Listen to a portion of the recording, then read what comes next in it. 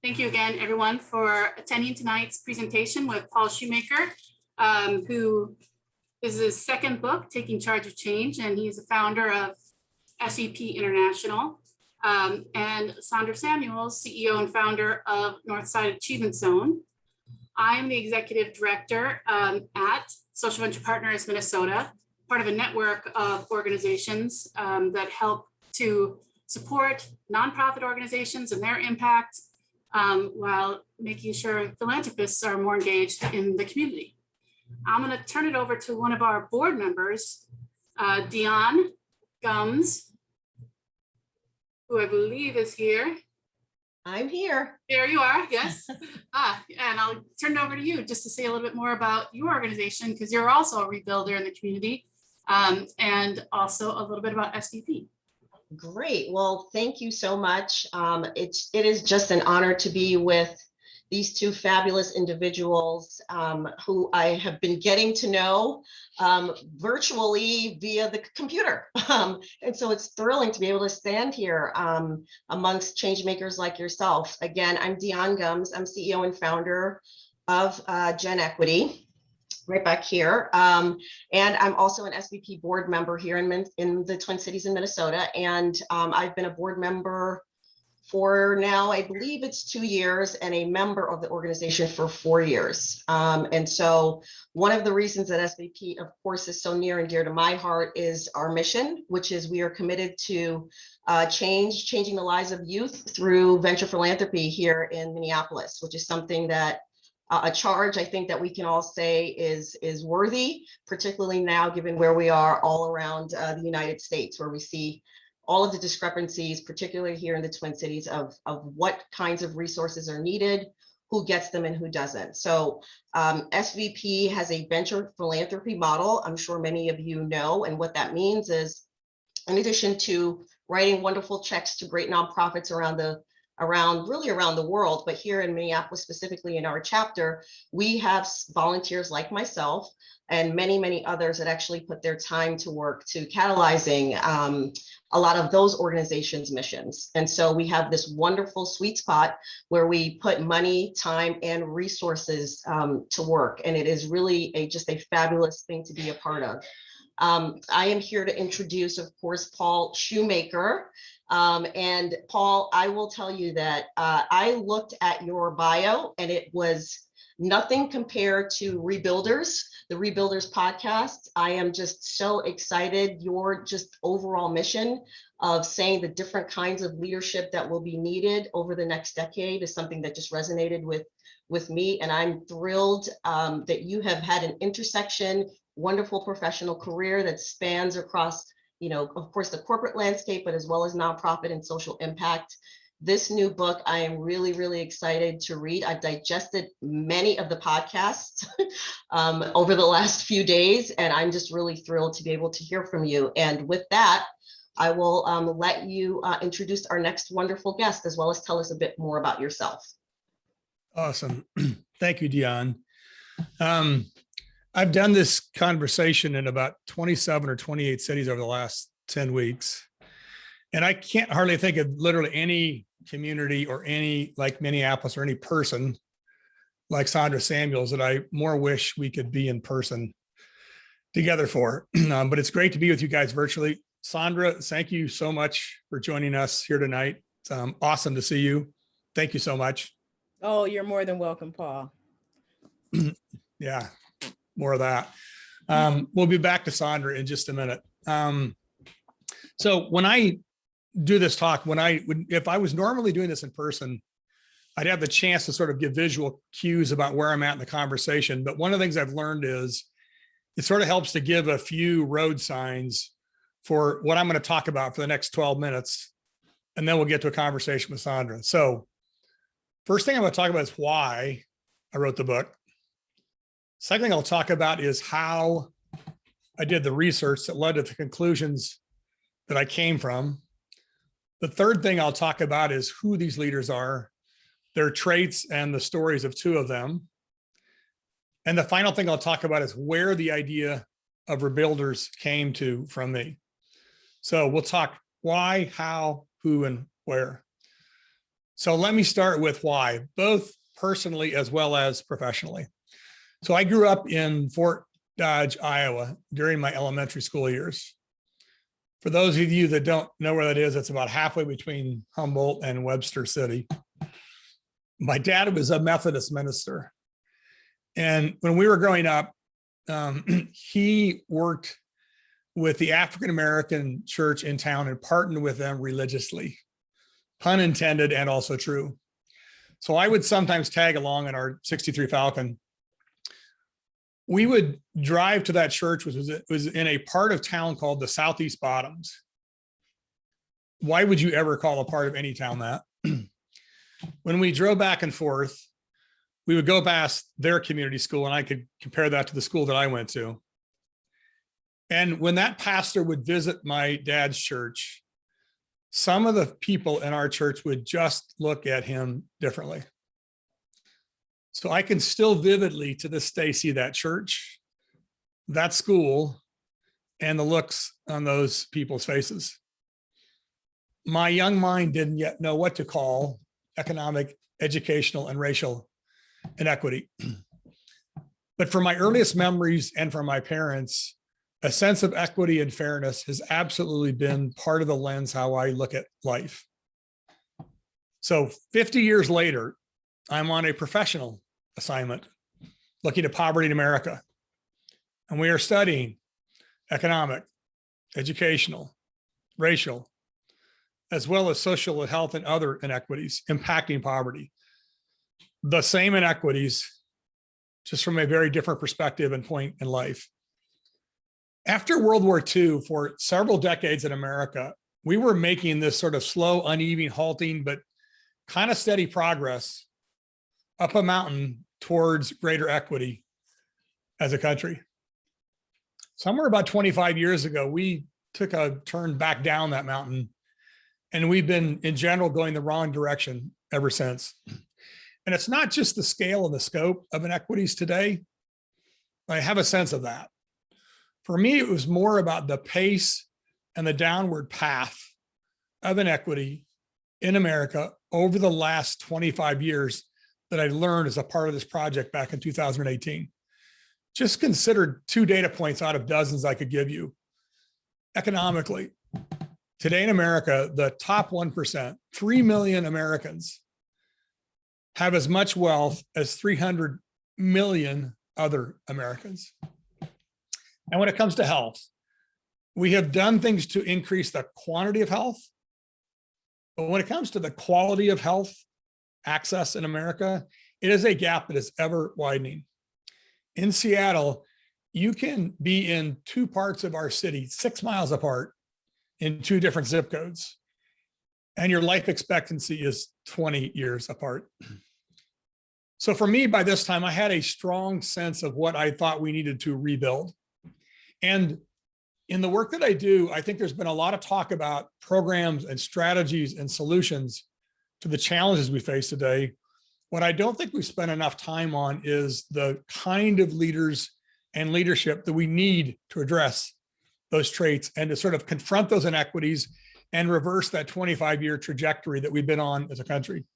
So I think there's a question for America and for each of us. What are the most vital leadership traits we will uniquely need in the most inequitable America we faced in decades? Okay, so the second thing I did in 2019 now was I want to explain how I did my research to try to answer that question I just posed about leaders. So I'm not an academic, I'm not a researcher. What I am is somebody that's spent over 20 years working across all 3 sectors, public, private, and nonprofit, on just about every social challenge there is from about every possible angle, big, large, small, in between. And I did 3 areas of qualitative research. I looked at leaders, looked at impact, and I looked at context. So when it comes to leaders, the first thing I did was I talked to nearly 100 of the best leaders I've worked with over the course of that career. And I tried to deconstruct out of them the traits that define them. That gave me a nice list to start with. Secondly, I also wanted to make sure that I was also talking to leaders that were creating true social impact, that were reversing those inequities that we talked about that we've been going on through for 25 years. And then finally, context. The context for America and leadership in the decade ahead is complexity. We face the most divided, siloed America we've had in God knows how long. We have media and technology that not only accentuate those silos and divisions, they also make it hard for us to even have a set of facts we can agree on and talk about. And we have a range of challenges that face America today: geopolitical, cybersecurity, climate, go on and on. These challenges are generational, they're historic, and they're at inflection points. So after I did that work, for me, 5 traits emerged that strongly fit all 3 parts of those qualitative research. And I just want to take a minute here. I want to share a couple quick visuals with you just to make sure we're on the same page. And I've explained how I got to the conclusions I got to. So this should look familiar. I looked for great leaders that were creating true social impact and that had the traits to meet the complexities of the decade ahead. That intersection, the 5 traits that dropped out of all 3 of those parts of my research, those are the 5 traits that I think are the most important to face the complexities and reverse the inequities that we're facing as Americans today. So those 5 traits are generosity mindset and data conviction, which I'll just talk about in just a minute. Hang on to that. The other 3 are 24/7 authenticity, which is a consistent, persistent, relentless commitment that leaders have to honesty, integrity, and especially to personal accountability. It's a trait that is massively lacking in the world today. The capacity for complexity. Leaders are leaders that can take in information in a very non-sequential, complex way, process it, make sense of it, adapt to it, and take action on it, along with new information that's still changing constantly. And lastly, cross-sector fluency.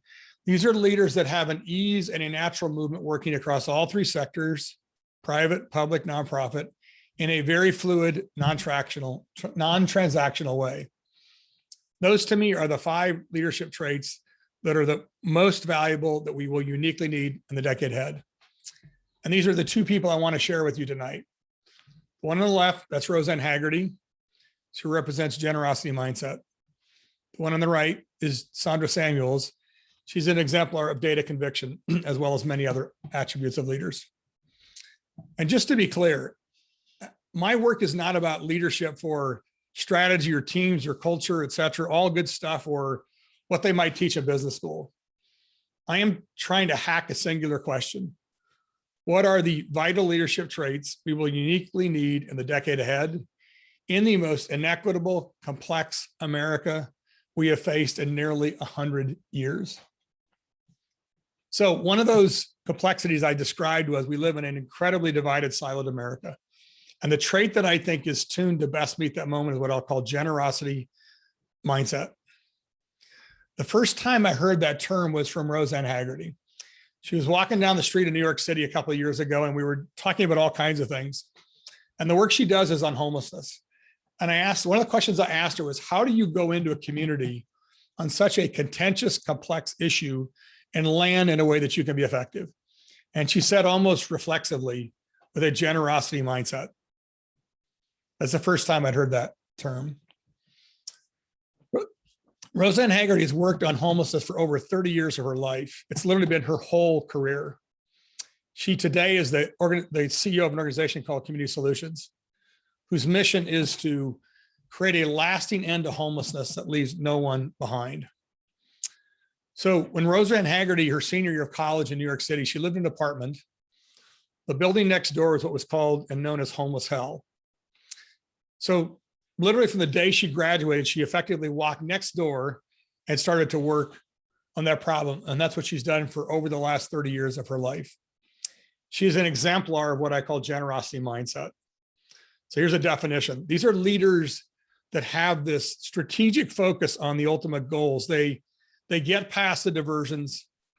They know how to get the best from everyone, and they know how to make the whole greater than the sum of its parts. All of those are nice sounding expressions that are incredibly hard to put into practice in the world we live in today. Generosity mindset leaders are masters of trust. That's their currency. I cannot think of a more valuable or important natural resource today than trust. And just to be clear, these leaders that possess a generosity mindset, it's not just about sort of being nice. It's actually a very strongly held conviction. It's a strategy about how to work with people. Of the 5 traits, it's the one that if it's missing, it's the most obvious and you miss it the most in a team or meeting or a community. Community Solutions over the last 10 years has ended chronic or veteran homelessness in 14 communities across America.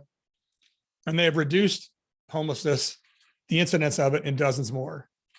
That is a great leader that creates impact, that is adapted to the complexities of the moment. So for me, we can accept the world as it is, or we can build up and find more leaders with a generosity mindset like Roseanne Haggerty.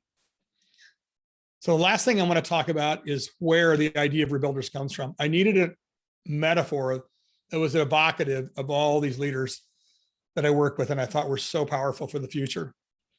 So I'm going to take you back to one more picture from Fort Dodge.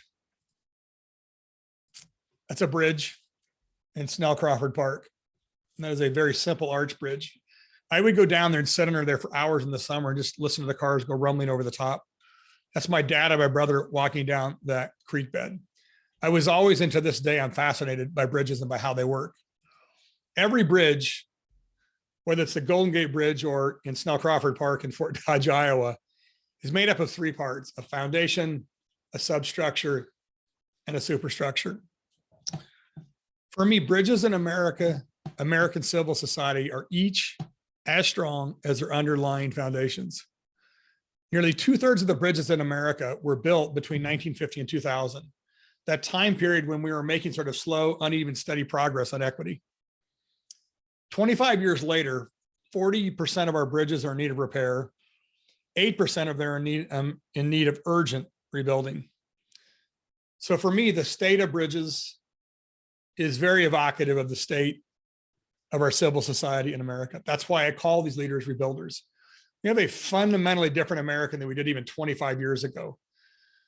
So we need rebuilders for our bridges and for our companies and our communities across the US. I wrote this book about 38 rebuilders because I hope everyone, like all of you that read the book or get the book, could see themselves in at least some of those leaders, that each of their stories would be a call to action for everyone. Last thought, these massive upheavals like 2020 are not only chaos and challenge, they're also times that we can undo and expel old ways of thinking and being and doing. This is where these rebuilders come in. In times like this, leadership is the seminal lever in civil society. The leaders that show up with those 5 vital traits, to me, will not only be the rebuilders of the decade ahead, they will be genuine American heroes. People like Roseanne Haggerty and people like Sondra Samuels. So thanks for listening to the book for a little bit. And Sondra, it is so awesome to be here with you tonight. Thank you again for hanging out with us. I look forward to talking with you for the next handful of minutes here and just understanding more about your work and where you guys at and how you're doing. So thanks again for being here tonight. You got it. So lots of folks on this call, I think, probably know something about NAZ or about Northside Achievement Zone. If you would, please just take a few minutes or a second and tell each of us what the work is of the Northside Achievement Zone, please. Yeah, absolutely. And first, Paul, I just got to give you a shout out for your book. Thank you. I'm assuming I'll everybody who's on this Zoom has it. And I am beyond honored and humbled that you would have included the Northside Achievement Zone and the work that we do there. I know you included me, but that's what I'm representing, right? You didn't just get Sondra at her house. It was it's the work that we're doing through NAV. So Paul, thank you so much. And this is so important and so timely. It's more timely today than maybe even when this hit the stands. You know, I keep saying that that hope might not be a strategy, but it sure is a superpower. And we need it to get through the times that we're in. And this, for me, gives me hope around what's possible for our communities and our country. So Paul, thank you so much for being a visionary and putting pen to paper to make it come alive. And I want to just say, hey, to everybody out there, like there are former board members and volunteers and investors and partners and staff. And so everybody, hi, that I know. It's nice to see the faces. And so, hey, shout out. So yeah, so a little bit about NAS. That was the question, right, Paul? Now that I took up all that time. But yeah, so I think the best way, image is worth 1,000 words. So here it is. So this is college graduate 2041. This is an old t-shirt, by the way. This baby is old now. Our new t-shirts say 2043, but it's when our youngest babies, and we call them all scholars, to get at the belief gap around what their potential is. This is when our youngest will graduate from a 4-year college. And we give them out in our programs called College Bound Babies to parents. It's a parenting education program. But this is really, I had a staff retreat today, and like I just held up all of our baby t-shirts, because this is really what it's about, Paul. It's about addressing some of America's most intractable issues using a comprehensive set of activities on the ground at the community level. So comprehensive community level. And so we are a collaborative of 30 organizations, housing, health, career, early childhood, K through 12, after school, summer, and K through 12 is both public charter, public district, and parochial, working with colleges. And then we do a whole host of parenting education classes, right? Thus the t-shirts. But we work together in this fashion of knowing that we can't do it alone. And the challenges that we face as a society are not siloed, because our parents and children, our communities don't come in silos, right? It is about all of the comprehensive support. So this is our 10th year of being designated a promised neighborhood. We were designated a promised neighborhood 10 years ago. Through the Obama administration, we received $28 million over 5 years to scale up this comprehensive approach to transformation, right? And the funding ended in 2016, and there are many organizations like ours that are no longer operating, but we solely exist to do the comprehensive supports and to be a backbone organization. And I will tell you that in the 10 years that we've been doing this work, it has become COVID with what happened with COVID. And I'm going to start with COVID, with the murder of George Floyd, with the civil unrest, with the absolutely obscene surge in violence that we're seeing in our communities, with the distance learning, the school shutdown, all of these layers. I can't imagine our community making it if we hadn't had each other. So this collaborative that I'm talking about, we didn't need to build trust when the crisis hit.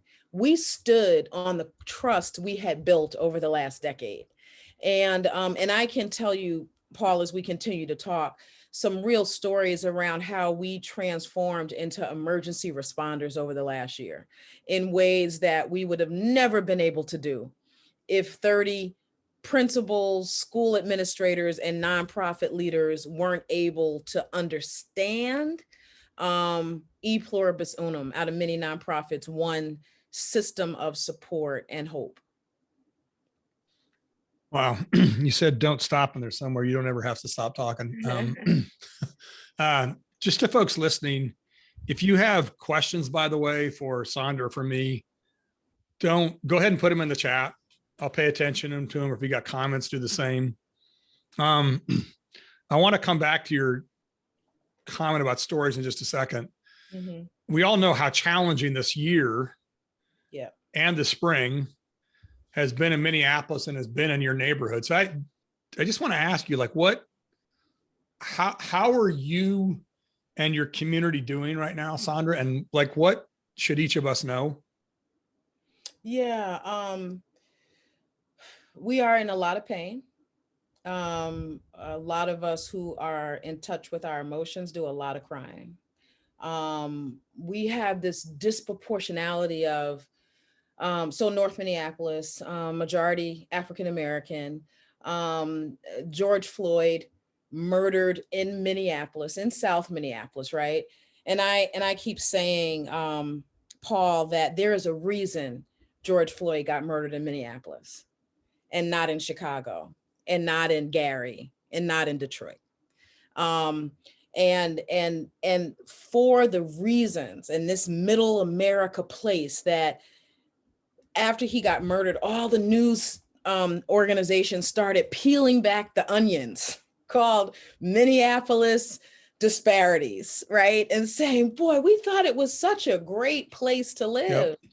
Yep. And it is if you're white, and it is if you're middle class, right? And so what I keep saying is that George Floyd's murder, but thank gosh for smartphones, right, is the tip of the racism iceberg here in Minnesota, but we are a microcosm for the country, all right? And so it's the tip of the iceberg, but under the waterline are the disparities and the racism in education and health and wealth and longevity. You talked about it, Paul, the differences even in how long we live based on the melanin in your skin. Come on now, isn't this 2021?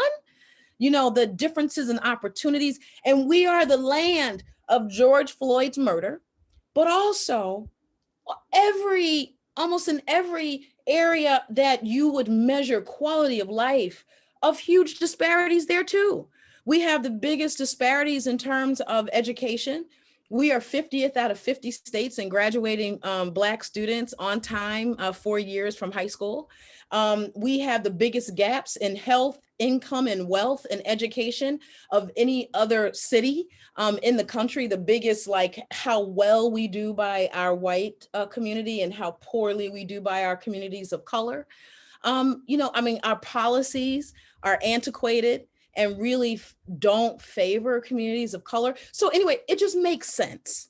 And so here we are, America, because this is happening everywhere, right?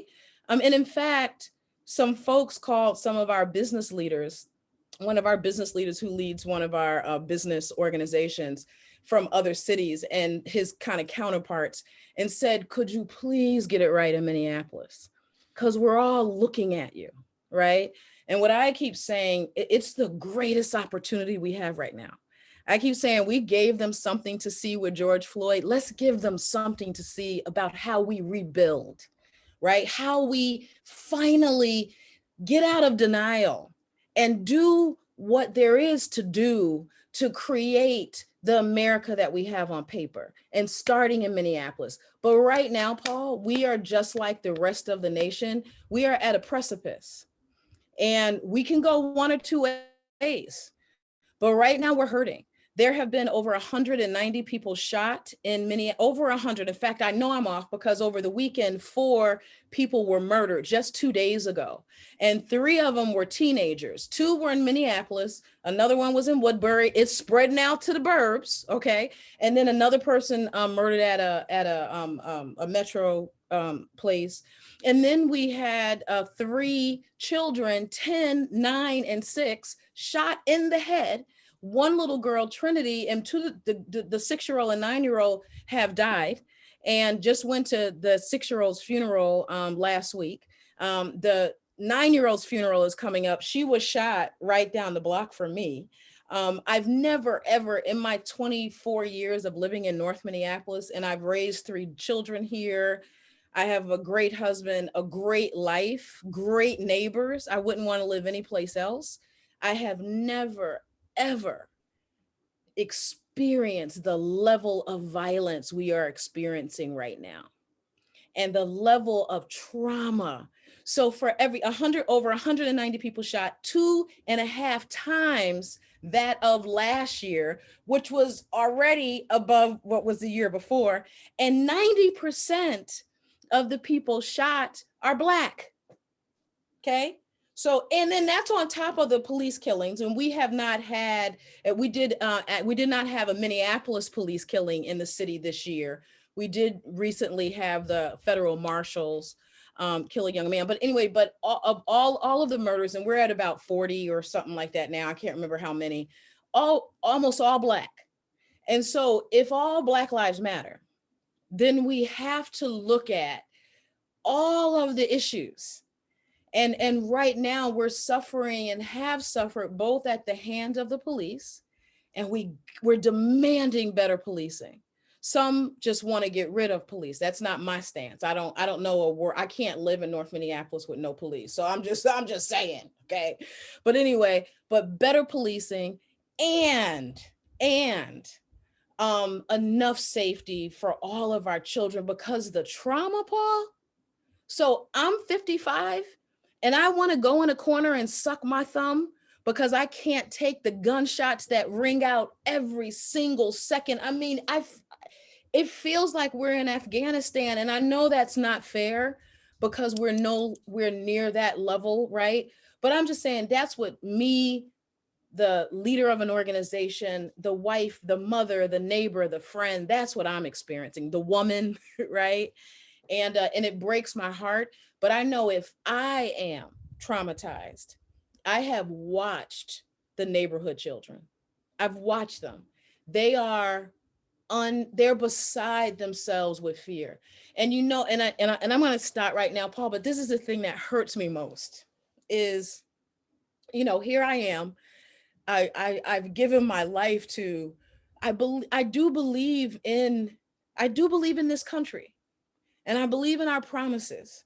My father, when I would get pissed off at America and I would curse it all the time, my father would just say, my father was born in Georgia, Jim Crow South, you know, nigger, white water fountains. He'd seen his, you know, amount of discrimination. I'm a descendant of enslaved Africans, but Daddy used to say to me, he used to say to me, okay, Sandy, you know what? If you hate America so much, leave. He said, just leave, go to another country and tell me if it's better. You tell me about it and we'll all come. But I'm gonna suggest, baby, that when you go over to the other countries, you're gonna see their stuff too, right? So I want to deal with the devil I know and the promises that are amazing on paper. And so I'm here doing that, right? That's what I've given my life to, and I work along men and women who believe in that too, that we're standing on some broad shoulders. And I'm looking at my neighborhood kids who were on my deck the other night, and gunshots are just ringing out everywhere, and young person killed here. And I mean, all in one evening. And one of the little girls, one of my neighbors, just starts shaking uncontrollably and crying. And, you know, I wanted to say to her, the adults will protect you. I wanted to say, we'll protect you. You're going to be okay. And I said it, but I was lying. Because right now I can't. And it breaks my heart. How are you doing? How do you sort of like keep yourself going day to day? Well, you know, I got to tell you, and I'm not being funny about this. I have to look for places of hope, and they're always there. And okay. So, you know, so Paul, really, I'm busy. It took you a little bit to get me nailed down, but you're hard to track down. But I, you know, once I got focused on what this experience with you was about, it was so helpful. Because the hope is there, and it's happening all around us. We just have to have eyes to see. Yep. And that, of course, gives us the strength. In fact, I talked to a woman who was part of the civil rights movement, and she's in her 70s now, and she was in Alabama, and she was demonstrating when she was in her late teens to, and I'm trying to think of her name, you all. I'm sorry, it'll come to me. But demonstrating in her late teens, African-American woman. And she had a white young priest with her, an older priest, some other Black girls. But anyway, they got incarcerated for demonstrating for sharecroppers. And when they went to go release them, they didn't want to leave because they didn't want to be like the 3 civil rights workers who got let go and killed. That happened too often. But anyway, they sent her and another teenage girl and the two white men priests to the store to get something to drink. They were parched.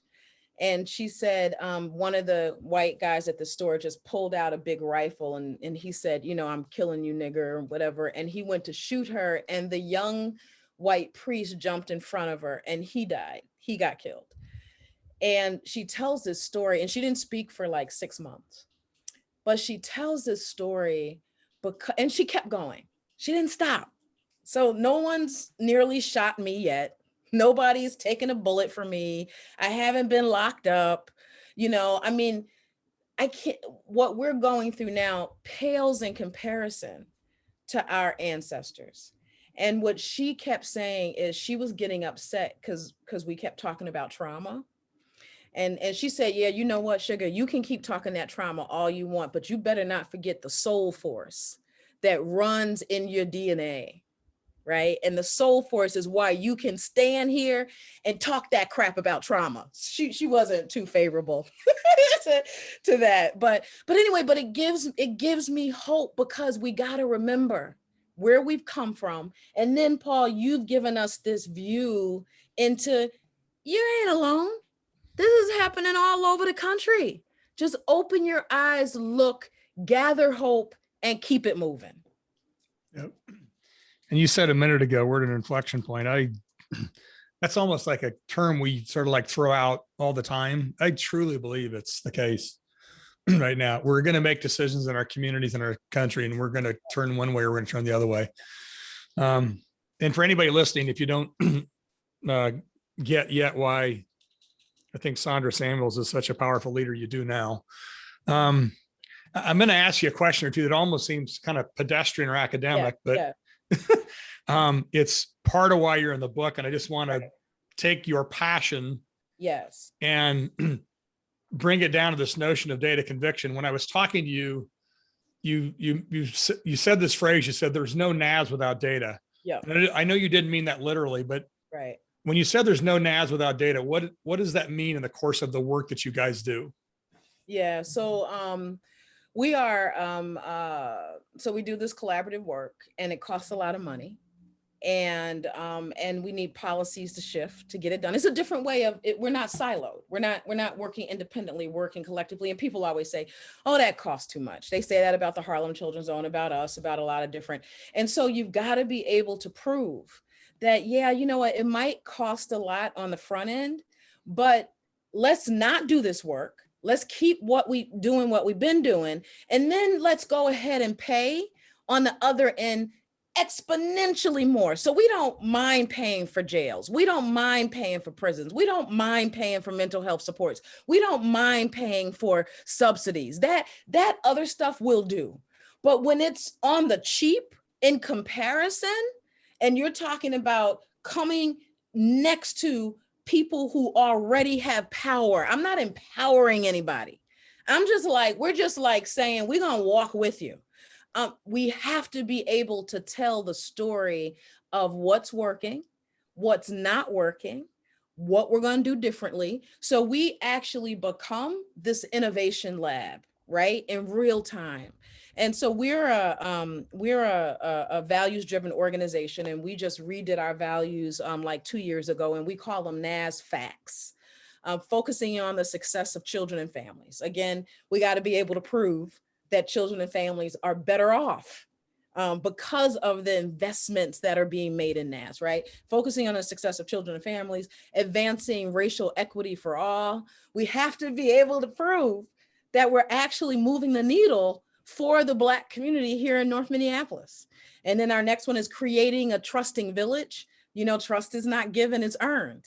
And through our, like I said, when this emergency hit, because we had done so much trust building across our partners, I didn't have to think twice about sending our housing partners $300,000 so that they could provide rent relief for Northsiders and NAS families. I didn't think twice. They'd already proven themselves trustworthy. And then lastly, transforming our community using data, stories, and learning. So even the conviction about data, Paul, it includes the stories. It's not just the numbers, but it's the stories And it's the learning. What have we learned from that that's moving us forward or stopping us from doing what's holding us back? So that's it. That's it. You just can't, we can't keep this thing going because there's too many reasons not to. Yep. And it is hard if we don't have the data that shows. There's a great question in the chat, which I'll get to in a minute. If other folks have questions, go ahead and put them there. And I want to emphasize one thing, that just listening to Sondra talk the last couple of minutes, there's lots of leaders out there that have the passion she's got. Mm-hmm. And you have to put it with the data that you just talked about. The Right. two of those have to go together, right? To tell us we're making real progress. You're someone that's got this big heart and also a passion for data. Is that just who you are and how you're wired? Like, where did that come from? Why is data such a passion of yours? Yeah, it's because, because people like me, we can talk a good game.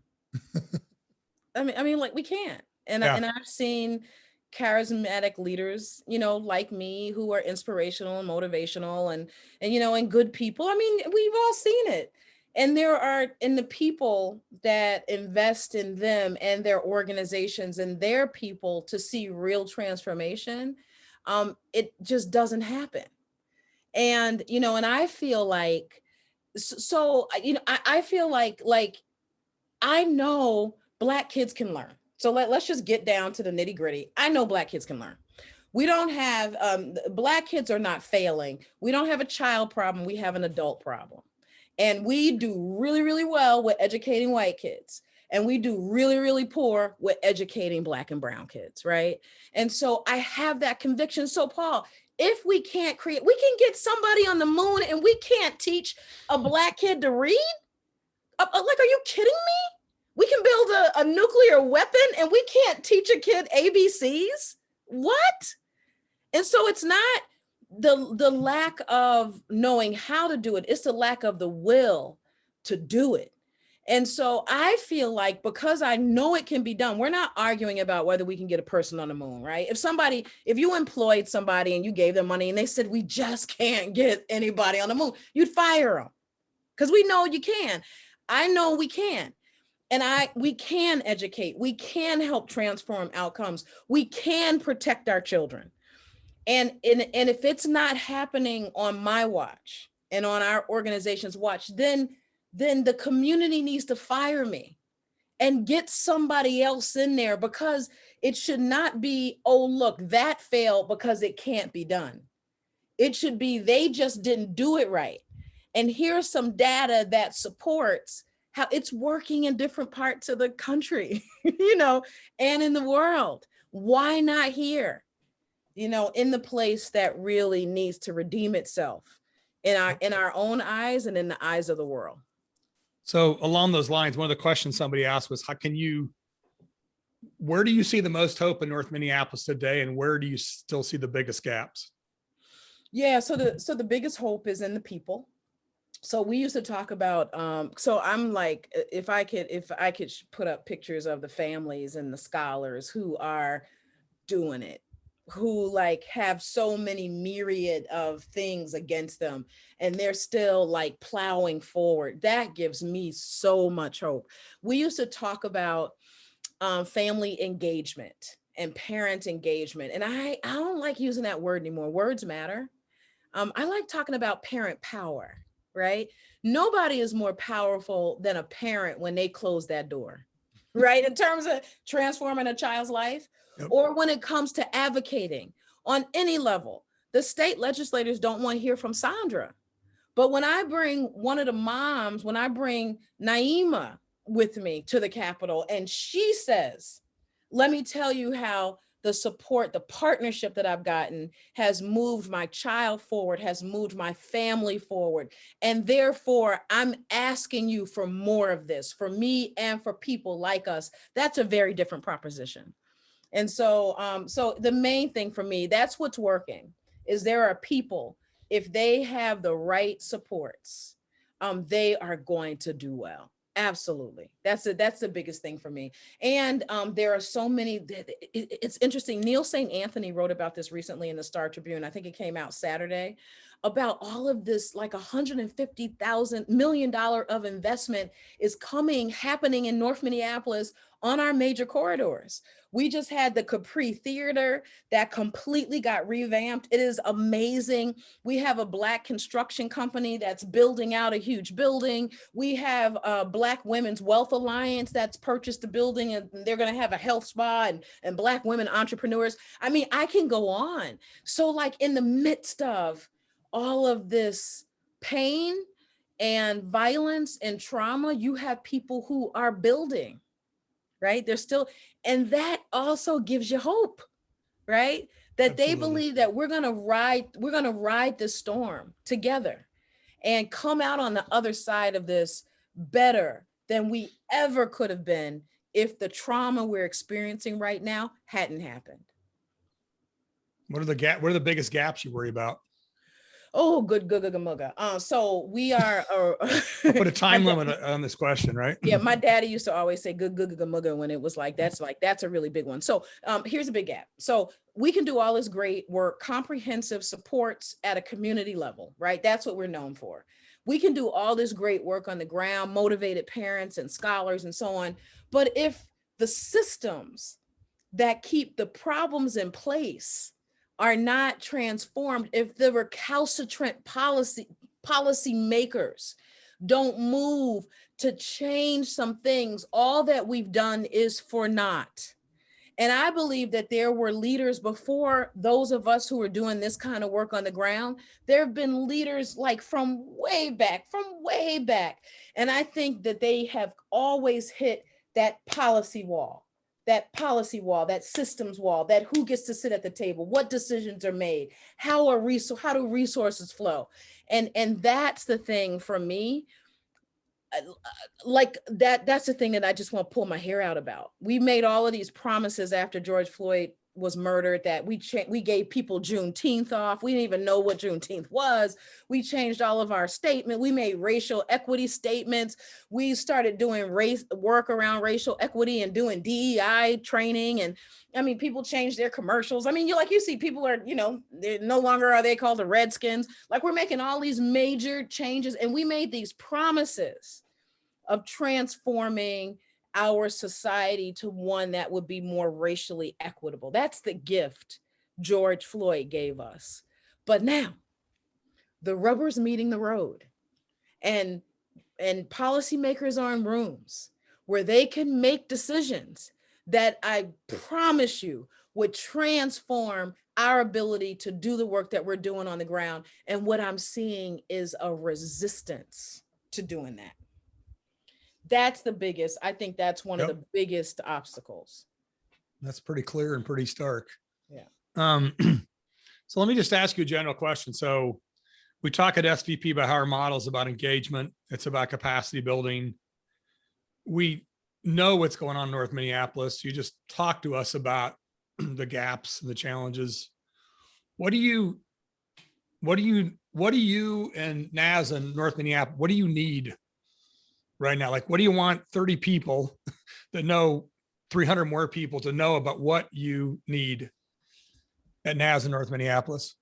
Yeah, so all nonprofits are always going to say investments, right? Yep. Investments of cachet, and time, right? Of like leaning in. And so we have a number of things happening right now that it would be amazing to have volunteers for. Christy Strauss is on here. We actually have volunteer opportunities now, Christy, if you could believe it. Christy was trying to help us build that out. But there are a lot of organizations and churches that have real volunteer opportunities, right? For people, like we need boots on the ground, people who say, I'm not afraid and I believe. Certainly we still need investment, and we need support around policies. So because the policies that are made in Minnesota are not just made by Minneapolis and St. Paul legislators. Those are only 2 cities. And how many cities are in Minnesota? We got a whole heap of them, and they're and a lot of them, legislators don't like Minneapolis and St. Paul. So for things to pass, I need folks who are all across the state who understand what the issues are and lend their cachet to, What does that mean, cachet? just their gravitas. Whatever connections you have, you use it. Right? To whatever degree you have somebody you can talk to, and we all have cachet, by the way, but it's our influence, right? To whatever degree we have that, whether we can talk to friends and get them involved, or some of us have more business connections and more political connections. Some of us are great writers. We can understand the issues and start writing about it, because, we are in trouble with this social media. Oh my gosh, if we only had, where did just only the newspapers and one television station go? So it's like right now, you can be an absolute lunatic, and we know somebody like that. Yep.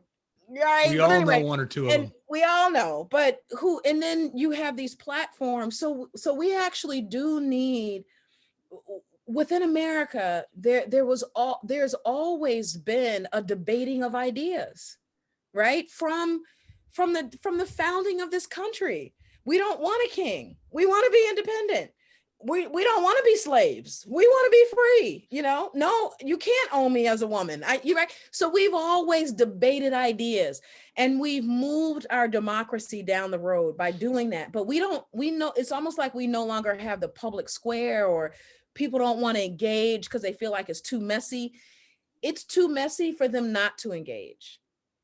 We Yep. need people to understand the issues and to raise their voices, Paul. So it is using their influence, it's volunteering, it's investing their dollars. And again, the influence is around many things of getting other people to engage, but also helping with the systemic and policy issues. This could probably be our next hour together. I want to emphasize your point about influence. If I think about as a white man in America, what I've learned in the last 1 year and 2 weeks, I've learned, number one, how ignorant I was. And number two, I've also learned how much influence I have. Right. And if I deny that second one, and I go off in a corner and hide about it, or I'm some kind of fake humble about it, I'm not doing anybody good either. So to everyone on this call, you have influence. Yep. Right. I love your call and your charge to that, because we all have it. I think a lot of us think we don't have it, but we are afraid to use it. Yep. Like, we don't have time to not use it. Don't have time. People right? are dying. We got to use it now. They're being lost. Yeah. So Linda asks a great question that sort of like wraps a lot of this stuff together, which is, in your experience, what's the most powerful tool, the most powerful stories to sort of dispel this denial that somehow the disparities aren't so blank great? Like, how do you sort of get past, how do you try to get people past that notion that this sense of inequity, that the story I told, that the story you tell, the disparities and the inequities are actually not that great? How do you try to get people past that fallacy? Yeah. So, Paul, there are some people, here's the bottom line. Some people watched George Floyd get murdered for 9 minutes and 29 seconds. And you had a significant group of people who said, oh, we do have a problem, right? People who didn't know, who didn't really believe, didn't think it was that bad. They said, oh, but you had another group that said, well, that was just one incident, and yep, that was unfortunate, but yeah, it's not that widespread. And let's talk about what Black folks do to Black folks. Let's not deal with that. And yet we saw that. The same thing as the insurrection at the Capitol, where, I have a friend that, who said they weren't Trump supporters, they were Antifa. So it's like people, my mother said, my father used to say to her, when she actually caught him in something where it was just a blatant lie, he would say, who are you gonna believe, me or your lying eyes? And I feel like there's just some people who they're just gonna believe their lying eyes. So Paul, that's not, I don't think that we're not gonna get through to those folks, right? But what I do think is important is that we do keep sharing the message. We do keep lifting up the data. we do keep sharing the stories, right? For those who will be compelled.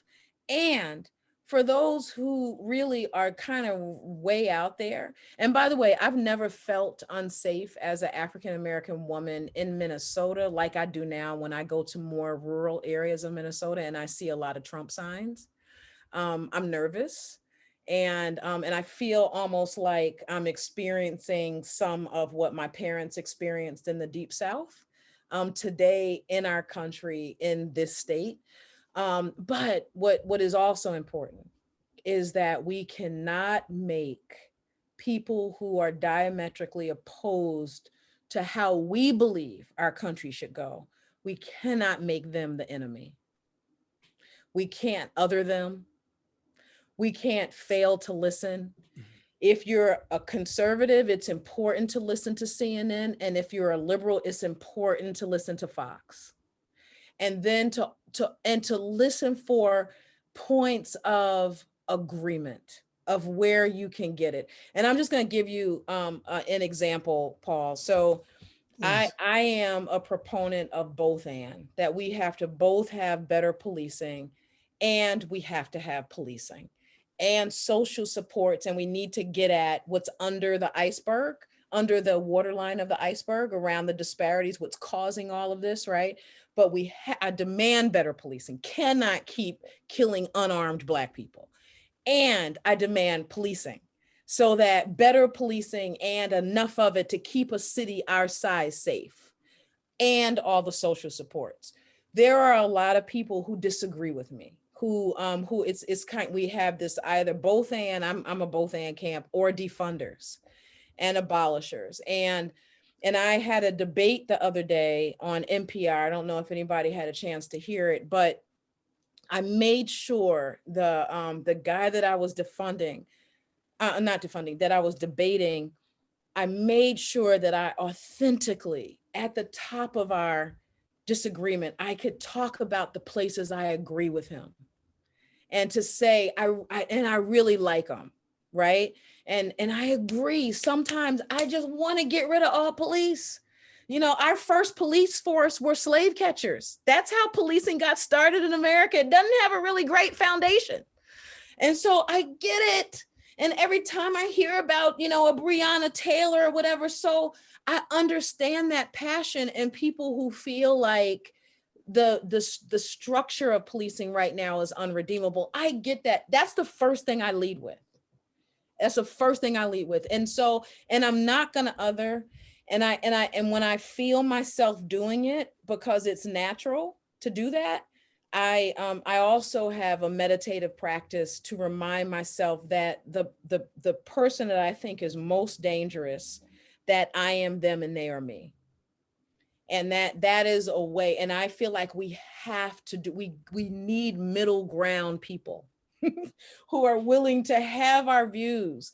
And so I need white folks who have family members who are on the opposite ends of the spectrum with them. And I say that specifically because it doesn't happen as much in Black families. I mean, it does, but not as much, that they, I think, shouldn't leave the relationships. They need to figure out how to stay in the discomfort and to say, Bob, that was racist, you know, and not leave. You let Bob kick you out. You don't kick Bob. You know what I mean. But anyway, not to make other people the enemy. I think that's what we really need right now. And our democracy is teetering. I used to think that democracy was like a government and it was strong and secure. And I realize now that it is fragile. And it's tender, and like we hold it, and we have to hold it gently, and it's a movement, and we are like holding it in our short, tiny, infinitesimal lifetimes, and we're giving it to our children and their children and our neighbors' children, and so making people the other just doesn't work. I need you the next time I talk to my cousin in Arizona. I'll be in your show. I'm done with him. So, no, but man, I know you got to like just yep. let make him done with you. but you hold out. Those are the debates. Those are the conversations. Yep. And And you have to, if there's a point that you can agree with, you got to do it. Yeah. Yeah. So, We can still agree on Nebraska football. hey. So the story I told before Sondra was about generosity mindset. Yes. The last 5 minutes of what Sondra just talked about, that was generous. That was a generosity mindset. This conversation was so rich and so good and so important. It's also exactly why I so much wish I was in Minneapolis. I'm coming your way. We're going to do this again in person. Okay. I want to be in the same room with you. Yes. I can't thank you enough. I hope everyone that's listened here is sort of motivated to think about the leader you need to be in your neighborhood, in your community, in your city, in your country, whatever your context is, because we have to meet these complexities. We have to reverse these inequities, and we need leaders like Sondra. And Deb, I'll let you tell me how you want to finish this up and take us out, but I can't thank you enough, Ms. Samuels. You are one hell of a leader, and we need a lot of you.